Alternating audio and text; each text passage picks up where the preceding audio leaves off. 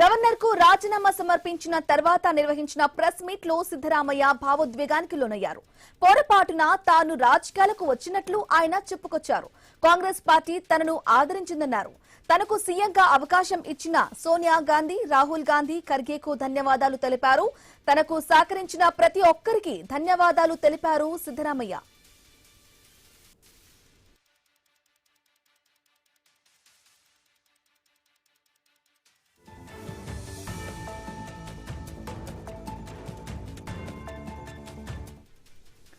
Governor కు రాజీనామా సమర్పించిన తర్వాత నిర్వహించిన ప్రెస్ మీట్ లో సిద్ధరామయ్య భావోద్వేగానికి లోనయ్యారు.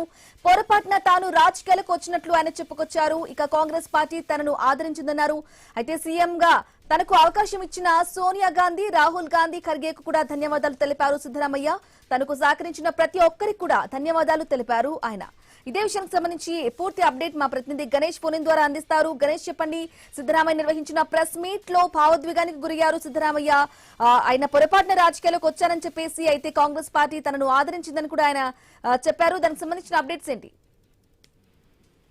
భ్రమణి, మనం చూసాం కర్ణాటక సీఎం గా ఉన్నటువంటి సిద్ధరామయ్య రాజీనామా పత్రాన్ని లోక్సభ భవన్ కి అందించిన తర్వాత ఆయన ఎమోషనల్ గా మాట్లాడారు. తనకి కర్ణాటక ప్రజలతో, రాజకీయాలతో ఉన్నటువంటి అనుబంధాలను పంచుకున్నారు. ఎందుకంటే ఇప్పటికే ఆయన ఏజెడ్ పర్సన్ గా ఉన్నారు. భవిష్యత్తులో మరొకసారి సీఎం అవుతారా లేదనేది చూడాల్సి ఉంది. కానీ ప్రస్తుతానికి ఆయన 2 సార్లు కర్ణాటక ప్రజలు సీఎం చేసినటువంటి అంశంలో 7 కోట్ల కన్నడ ప్రజలకు ఆయన అభివాదం తెలపడం జరిగింది. అనుకోకుండా తాను కర్ణాటక రాజకీయాల్లోకి రావడం జరిగింది.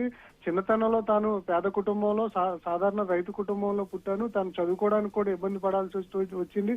అదే LLB చేసిన తర్వాత అనుకోకుండా రాజకీయాల్లోకి వచ్చాను. ఆ విధంగా ఎదుగుతూ 2 సార్లు సీఎం అవడానికి కర్ణాటక ప్రజలు నాతో అభిమానంతో ఓట్లేసినటువంటి వ్యక్తులకు అందరికీ కృతజ్ఞత తెలపడం జరిగింది. అయితే ప్రస్తుతానికి రాజీనామా పత్రాన్ని గవర్నర్ లేకపోయినా ఇక్కడ కార్యదర్శికి అందించడం జరిగింది. గవర్నర్ ఇవాళ రాత్రికి వచ్చేటువంటి సూచనలు కనిపిస్తున్నాయి. వచ్చిన తర్వాత ఆయన అంటే నిబంధనల ప్రకారమే తన రాజీనామాను ఆమోదిస్తారని చెప్పి భావిస్తున్నాను.